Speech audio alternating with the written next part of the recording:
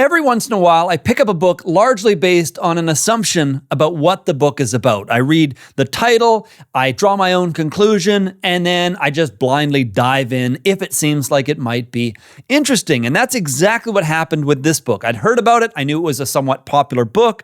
I read the title, I unfortunately skipped the all-important subtitle, and I assumed the book was about mob mentality or groupthink or just that idea that we tend to behave or act very differently when we're part of a crowd. Now, as it turns out, the book is related to those topics, but it's much more focused. It's primarily talking about identity politics, and more specifically, it offers up a pretty sharp critique about the identity politics movement. Now, as someone who grew up in Canada and actually dropped out of high school in grade 11 to pursue business, I never went to college, I never went to university, and as a result, I consider myself somewhat sheltered when it comes to various movements around race, gender, sexual orientation. Of course, I'm against discrimination of all kinds, and yet I feel like I lack insights into the history and the politics of some of these movements, especially in the United States. Anyway, I found the book to be somewhat controversial, if only because the author is so blunt and aggressive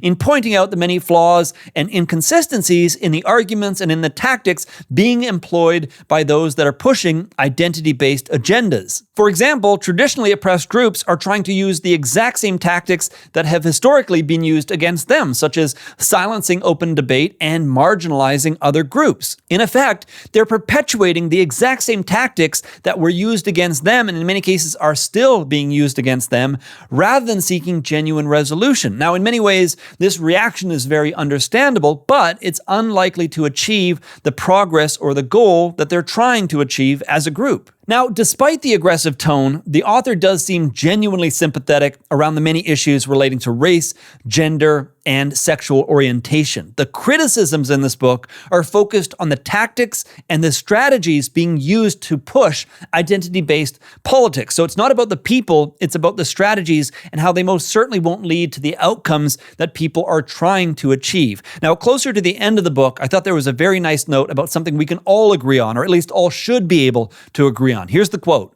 "Nobody with a competency to perform a task should ever be held back from achieving what they can achieve because of some characteristic over which they have no say." In effect, nobody should be prevented from entering a career or rising to the top of that career based on their race, gender, sexual orientation, or even religion. Now, of course, the challenge is figuring out a way to effectively achieve that without perpetuating a system that is destined to make the same mistakes only with other marginalized groups. So if you're interested in exploring some of the issues and some of the challenges behind identity-based politics, or if you just want a fresh perspective on some of these themes and topics, consider reading The Madness of Crowds by Douglas Murray.